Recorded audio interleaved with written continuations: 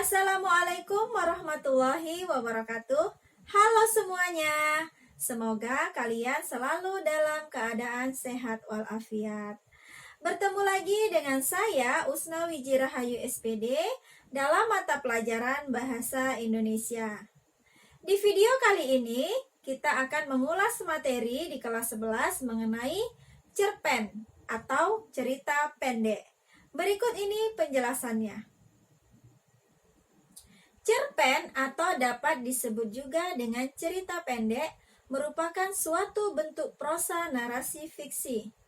Cerpen cenderung singkat, padat, dan langsung pada tujuannya dibandingkan karya-karya fiksi lain yang lebih panjang, seperti naskah drama dan novel. Cerita pendek biasanya mempunyai jumlah kata yang kurang dari 10.000 atau kurang dari 10 halaman. Nah, selain itu, cerpen atau cerita pendek hanya memberikan sebuah kesan tunggal serta memusatkan diri pada salah satu tokoh dan hanya pada satu situasi saja. Menurut Kamus Besar Bahasa Indonesia, cerpen berasal dari dua kata, yaitu cerita dan pendek. Cerita mengandung arti tuturan mengenai bagaimana sesuatu hal itu terjadi, dan pendek mengandung arti kisah yang diceritakan pendek atau singkat. Sedangkan menurut H.B. Jasin, cerita pendek atau cerpen ini adalah suatu bentuk dari sebuah karangan yang terdiri dari 3 bagian, yaitu perkenalan, pertikaian, dan penyelesaian. Dapat disimpulkan bahwa pengertian cerpen adalah salah satu jenis karya sastra yang memaparkan kisah melalui tulisan pendek atau singkat yang terdiri dari 3 bagian, yaitu perkenalan, pertikaian, dan penyelesaian. Ciri-ciri cerpen. Ciri-ciri cerpen yang pertama yaitu jalan ceritanya lebih pendek dari novel. Yang kedua, sebuah cerpen memiliki jumlah kata yang tidak lebih dari 10.000 kata. Yang ketiga, biasanya isi cerpen berasal dari kehidupan sehari-hari. Yang keempat, tidak menggambarkan semua kisah para tokohnya. Hal ini karena dalam cerpen yang digambarkan hanyalah tokoh utamanya saja.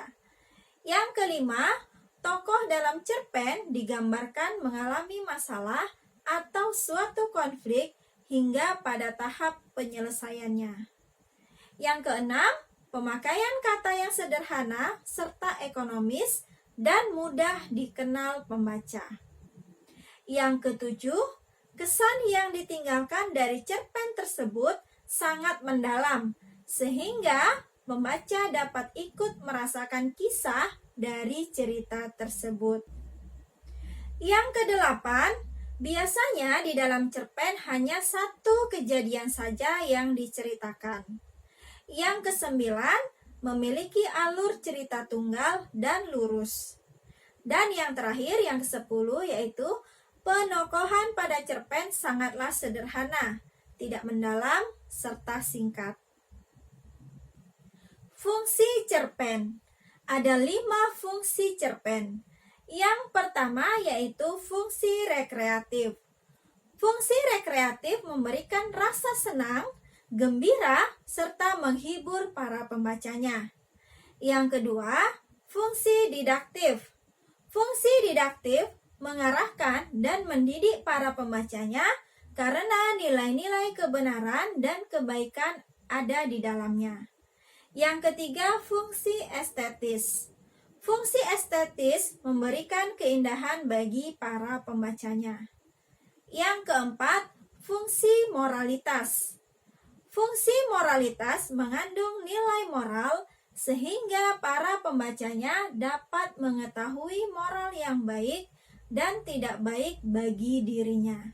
Dan yang kelima, fungsi religius. Fungsi religius mengandung ajaran agama yang dapat dijadikan teladan bagi para pembacanya. Baik, itulah tadi penjelasan mengenai pengertian cerpen, ciri-ciri cerpen, dan fungsi cerpen. Masih banyak lagi pembahasan mengenai cerpen atau cerita pendek. Tunggu di video selanjutnya ya. Assalamualaikum warahmatullahi wabarakatuh.